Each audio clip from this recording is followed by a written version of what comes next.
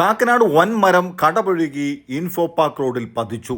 ഇവിടെ സ്ഥിരമായി മരം വീഴുന്നത് പതിവാണ്. തലനാരിഴക്കാണ് വൻ ദുരന്തം ഒഴിവായത്. നമുക്ക് കാണാം നിരവധി വാഹനങ്ങൾ ക്യൂ ആയി കിടക്കുന്നത്. കാക്കനാട് സിഗ്നൽ ജംഗ്ഷൻ മുതൽ IMG ജംഗ്ഷൻ വരെ നല്ല ട്രാഫിക് കുരുക്കാണ്. അവിടെയാണ് ഈ വൻ മരം കടപുഴകി ഇൻഫോ പാർക്ക് റോഡിലേക്ക് പതിച്ചത്. കഴിഞ്ഞ പ്രാവശ്യത്തെ ആ മരത്തിന്റെ വീടിന്റെ പുറത്തേക്ക് വീണു. ഉമാ തോമസ് ഈ സാധനം വിട്ടു. എത്ര നാളായി ഈ പരിസരത്ത് താമസിക്കുന്നവർ രോഷാകുലരായി. കാരണം ഇവിടെ സ്ഥിരമായി മരങ്ങൾ വീഴുന്നു. ഈ കഴിഞ്ഞ ദിവസമാണ് തൊട്ട് അടുത്ത് തന്നെ മറ്റൊരു മരം വീണത്. അതും വൻ ദുരന്തം തലനാരിഴക്കാണ് ഒഴിവായത്. ഇനി വൻ ദുരന്തം കാത്തു നിൽക്കുകയാണോ ഈ അധികാരികൾ? ഇപ്പോൾ ഒരു 11 കൂടിയാണ് ഈ മരം മറിഞ്ഞത്. സാധാരണഗതിയിൽ ഇവിടെ ഫുൾ ബ്ലോക്കായി കിടക്കുന്നതാണ്. വലിയൊരു ദുരന്തമാണ് നമുക്കിന്ന് ദൈവത്തിൻ്റെ അനുഗ്രഹം കൊണ്ട് മാറിക്കിട്ടിയിരിക്കുന്നത്. കാരണം അല്ലെങ്കിൽ ഒരു 10-12 കാർ പോവും. നല്ലൊരു വലിയ അപകടമാണ് ഒഴിവാക്കിയത്. ഇവിടെ ഈ സുരഭിനഗറിൻ്റെ ഏരിയയിലുള്ള മരങ്ങളെല്ലാം ഒരേ ദിവസം പിഴുതുകൊണ്ട് കഴിഞ്ഞ ദിവസം 2 ദിവസം മുമ്പ് അപ്പുറത്തെ മരം വീണു. 1 വർഷം മുമ്പ് ആ വീട്ടിലേക്ക് മരം വീണു. അങ്ങനെ വളരെ ഞങ്ങൾ മുനിസിപ്പാലിറ്റിയിൽ സ്ഥിരം പരാതി കൊടുത്തിരിക്കുന്നതാണ്. ഇതുവരെയും ഒരു മരങ്ങൾ മുറിച്ച് മാറ്റാനോ ഇതിലൊന്നും നടപടി ഉണ്ടായിട്ടില്ല. ഇങ്ങനെ മറിയുമ്പം വന്ന് മുറിച്ച് മാറ്റുകയല്ലാണ്ട് മുറിച്ച് മാറ്റിയിരിക്കുന്ന മരങ്ങൾ മുഴുവൻ ഇവിടെ തന്നെ കൂട്ടി അത് ചീഞ്ഞ് നാറുന്നു. അങ്ങനെ വലിയൊരു ദുരന്തമാണ് ഞങ്ങൾക്ക് ഇവിടെ വെച്ചിരിക്കുന്നത്. മുനിസിപ്പാലിറ്റിയോടോ അധികൃതരോടോ എല്ലാവരോടും പറഞ്ഞിട്ടും ആരും അത് ഗവനിക്കുന്നില്ല. വണ്ടികൾ കുറവായതുകൊണ്ട് ദുരന്തം ഒഴിവായി. പക്ഷെ നാളെ ഈ കാണുന്ന മരങ്ങളും വീഴും. അത് ഈ പറയുന്ന പോലെ അപകടം ഇല്ലാണ്ടൊന്നും രക്ഷപ്പെട്ടെന്ന് വരില്ല. അത് രക്ഷപ്പെടാൻ വേണ്ടി നമുക്ക് ദൈവത്തോട് പ്രാർത്ഥിക്കാം, അത്രയേ ഉള്ളൂ. 3 മാസമായി മരം മുറിച്ചിട്ട് ഇതുവരെ കൊണ്ടുവരില്ല. ചീഞ്ഞ് നാറിയാണ്. കൊതുക് പേരുകി പിന്നെ പാമ്പ് ഇല്ലാത്ത ജീവികളൊന്നുമില്ല. ഇതിങ്ങനെ വളരെ ദുരന്തമായിട്ട് ഇവിടെ കിടക്കുകയാണ്. തൃക്കാക്കര ഫയർഫോഴ്സ് മണിക്കൂറുകൾ എടുത്താണ് ഈ മരങ്ങൾ നീക്കം ചെയ്തത്. തൃക്കാക്കര നഗരസഭാ ഉദ്യോഗസ്ഥരും പോലീസും സ്ഥലത്തെത്തി.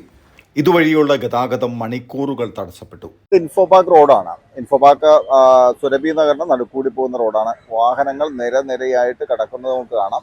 ഇവിടെയാണ് ഇപ്പം മരം മറിഞ്ഞ് റോഡിലേക്ക് വീണത്. മറ്റൊരു അശാസ്ത്രീയമായ ഒന്ന് കാണിച്ചു തരാം. ഈ മരം ഇത് നമുക്ക് നോക്കാം. ഇത് റോഡിലേക്ക് നിന്നിരുന്ന ചില്ലകളെല്ലാം കട്ട് ചെയ്തായിട്ട് കാണാം. നമുക്ക് കാണാം, കട്ട് ചെയ്ത് വെച്ചിട്ടുള്ളത് കാണാം. ഇത് ഈ റോഡ് താഴത്തു കൂടി വേറൊരു വഴി പോകുന്നുണ്ട്. ഈ ഒരു ചരിഞ്ഞ സ്ഥലത്താണ് ഈ മരം നിൽക്കുന്നത്. അപ്പോൾ തീർച്ചയായും ഇതിൻ്റെ ഈ ഭാഗത്തേക്കുള്ള അടിവേരുകളെല്ലാം പൊങ്ങി നിൽക്കുകയാണ്. ഈ ഒരു മരത്തിന്റെ ഈ ഒരു ചില്ലകൾ കട്ട് ചെയ്തപ്പോൾ എന്ത് സംഭവിച്ചു എന്ന് വെച്ചാൽ ഈ സൈഡിൽ മുഴുവനും മരത്തിന്റെ കമ്പുകളാണ്. അപ്പം ഒരു സൈഡിലേക്ക് ഇപ്പം ബാലൻസ് തെറ്റി നിൽക്കുന്നതായിട്ട് കാണാം. അപ്പം ആ സൈഡിൽ കൂടുതലായിട്ട് ഭാരം വരുമ്പോൾ അല്ലെങ്കിൽ കാറ്റ് വരുമ്പോൾ അത് തീർച്ചയായും ഇത് ഇങ്ങോട്ട് മറിയാൻ സാധ്യതയുണ്ട്. തൊട്ടടുത്ത് നമുക്ക് കാണാൻ സാധിക്കും ഒരുപാട് വീടുകളുണ്ട്. ആ വീടിന്റെ മുകളിലേക്കൊക്കെ വീഴാൻ സാധ്യത കൂടുതലാണ്. ഈ കഴിഞ്ഞ ദിവസങ്ങളിൽ തൊട്ടടുത്ത ദിവസമാണ് ഇവിടെ ഈ അടുത്തുള്ള മറ്റൊരു മരം വീണതും. അതുപോലെ തന്നെ ഈ കാണുന്ന മരങ്ങളൊക്കെ കാണാം. ഇതെല്ലാം പാഴ്മരമാണ്, ഒരുപാട് വർഷമായി നിൽക്കുന്നു. അപ്പൊ ഇത്രത്തോളം ചില്ലകളോടെ നിൽക്കുന്ന ഈ മരങ്ങൾ ഇത് മറിഞ്ഞു വീഴാൻ സാധ്യതയുണ്ട്. ഓരോ ദിവസവും ഓരോ മരങ്ങളിലൂടെ മറിഞ്ഞു വീണുകൊണ്ടിരിക്കുകയാണ്. ഏതായാലും ഇതൊരു വലിയൊരു ദുരന്തത്തിലേക്ക് തന്നെ പോകാൻ സാധ്യത ഉണ്ട്. നമുക്ക് തന്നെ കാണാം. ഇപ്പോൾ IMG ജംഗ്ഷൻ ആണ് ഈ ഒരു ഭാഗത്ത് കാണുന്നത്. ഫയർഫോഴ്സ് വരുന്നുണ്ട്.